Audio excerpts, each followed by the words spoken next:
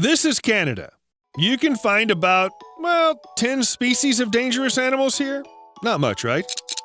And this is the Amazon basin. It's smaller than Canada, and in the animal kingdom, it's kind of like a prison, where all the most dangerous criminals are held.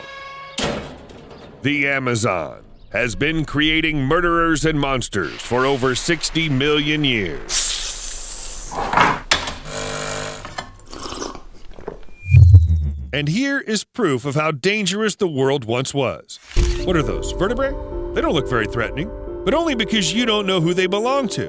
Whoa! An anaconda is capable of swallowing a whole alligator, a cow, or a human being. Now imagine what a monster that is much bigger can do. A few million years after that meteorite hit the Earth, the Titanoboa, the largest snake ever found, appeared in what is now Colombia. Titanoboas could grow up to 41.9 feet in length and reach a weight of 2,502 pounds. This giant snake was 5 times bigger than the largest alive today. Living in the rainforest, these snakes had every right to choose any menu they wanted. Ancient turtles? Why not? Ancestors of crocodiles? Give them some. However, despite their size, the Titanoboa seem to have eaten fish. I can't even roughly estimate how many fish such a giant needed to feed on.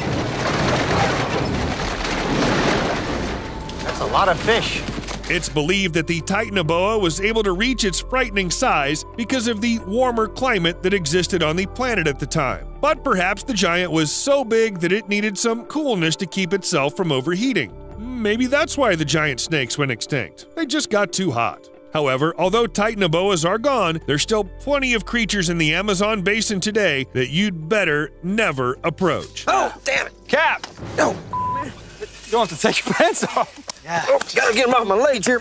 1 out of every 10 species known to science lives in these rainforests. It's home to the largest collection of plants and animal species on our planet. Absolutely insane numbers. Millions of species of insects, thousands of birds and fish, hundreds of mammals, amphibians, and reptiles, and too many here can be deadly to humans. There are about 100 species of poisonous frogs in the Amazon forest alone, some of which can kill you with a single touch. And then there are crocodiles, electric eels, piranhas, venomous snakes, vampire bats, big wild cats. You can also find armed spiders here. Bites from these spiders are always very serious and can result in horrifying injuries to people. In the Guinness Book of World Records 2010, this genus was recognized as the most venomous among the spider species. Yes, it's since lost its title, but it's unlikely to calm anyone. And bullet ants, and giant scolopendras, and don't forget the anaconda, heir to the Titanoboa. Even sharks swim in the Amazon. My God, what is wrong with this place? Because this is the bad place. It begins to seem that almost every creature in these woods is in the mood to kill. But it's an illusion. It's all because of the diversity of species. The more of them there are, the higher the percentage of those who pose a danger. Quite logical. And it's all the fault of the climate. Tropics are suitable for comfortable living all year round. It's warm and humid enough for plants to flourish and give food to herbivores, and they in turn increase the population of predators. By the way, the number of venomous creatures is also related to warmth. There are only 4 species of venomous snakes living in Canada, which I've already mentioned. They just don't like the cold and getting not enough food. The snake came from there. I'd never seen, ever, a snake track in the winter. Let me show you how it works. Speaking of Titanoboa, it's a good time to bring up another prehistoric monster that's on everybody's radar. The Megalodon lived much later, but lived in most parts of the world's oceans. However, the monster didn't like the cold and liked the abundance of food. Who, anyway, can blame it for that? There's no point in living where you can starve to death, especially when you're a giant shark. If you look at a map, it's clear that the Megalodon had favorite regions. Apparently, there was enough food and the climate was nicer. But when it comes to events that occurred several tens of millions of years ago, the question arises, why did the scientists even assume that everything happened that way? One can assume anything. However, the theories are supported by findings, and it's difficult to argue with such evidence. Even if the tooth of a Megalodon is suddenly found in the middle of the desert. Wait, what? Oh my God! Look at the size of this thing! You're not saying that a giant shark just put itself ashore, crawled for hundreds of miles, and then died, leaving behind only a couple of teeth? The whole point is that the world is changing. The world is changed. I feel it in the water. No, that's not what I meant.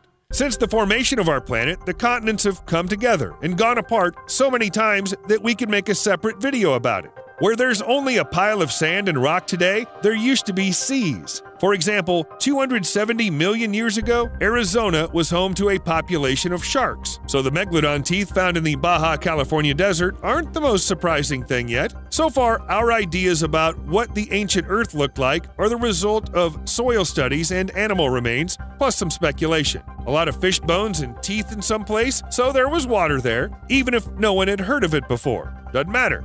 Any find can be a discovery, or a fabrication. In 1869, 2 American laborers hired by a man named George Hull to dig a well discovered a 10-foot-tall, fossilized man in the ground. The find was so shocking to ordinary people that they were willing to pay just to look at the ancient giant. Scientists said many times that it was just a fake, but that didn't stop George Hull from selling the remains. He got about $460,000 in today's dollars for the find, and then admitted that the man was made of plaster. He aged the sculpture with stains and acids, created pores in the skin with knitting needles, and then buried the giant. The preparation for the hoax cost George Hull a modern $50,000, a very profitable investment in people's desire to believe anything. I don't believe it. That's the skull of Goliath. It may seem that people were so easily fooled, but let's be honest. Some people love the unexplained, the mysterious, and the frightening. When they find a dead cow, they won't think it was killed by some predator or a man. No, it's better to find a mystical trace in such stories and blame it on aliens. I know exactly who did it.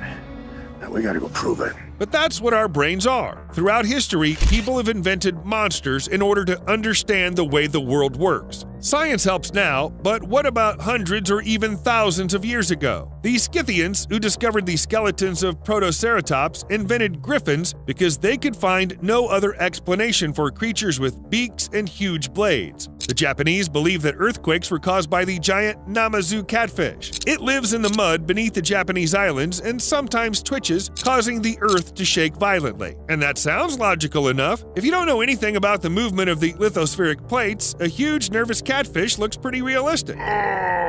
The more educated people are, the more likely it is that they won't believe the stories about some shapeshifter pig, but they're more likely to be seriously frightened by a story about an elusive, violent criminal. Because, you know, criminals are more real. Also, legends depend a lot on their region. If you live in New York City, stories about crocodiles in the sewers are very familiar to you. But what is there to be afraid of for people who live in the Amazon jungle, for example? Crocodiles are common to them, unlike the complex system of sewage pipes, so the locals scare their children with other fiction, such as about a wild, cruel tribe that no one's ever seen.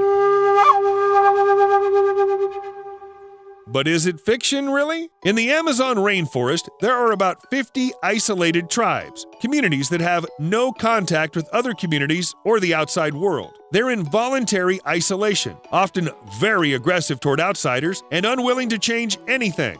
In 2020, Rieli Franciescato, a wilderness researcher, was killed by an arrow fired by one of the natives. These semi-mythical people didn't know, and may never know, that Rieli was one of their main defenders in all of Brazil. But let's not get sad. Let's go from the rainforest to Scotland, home to one of the most famous fictional monsters. Welcome to Loch Ness. The famous Nessie has been called many things: an eel, a giant catfish, even a plesiosaur who lived. But another version has recently emerged: a whale. Or rather, a whale fragment, using which, well, you can carry on the line. This idea was suggested by James Felton, and if you want more information, Google it. YouTube doesn't really like that kind of intimate details.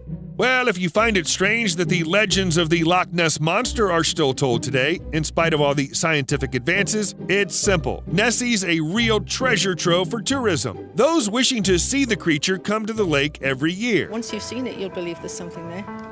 Definitely. Such big mystifications sooner or later turn into money. And they're not forgeries of archaeological finds, which can cost a fortune. I'm not kidding. Crooks could very well make a couple of $1 million on an allegedly ancient statue. Not to mention how much dinosaur bones are valued at. Yes, not only museums, but also private collectors buy them. A $3 million Stegosaurus skeleton? How about that? And a couple of smaller lizards for $2.9 million?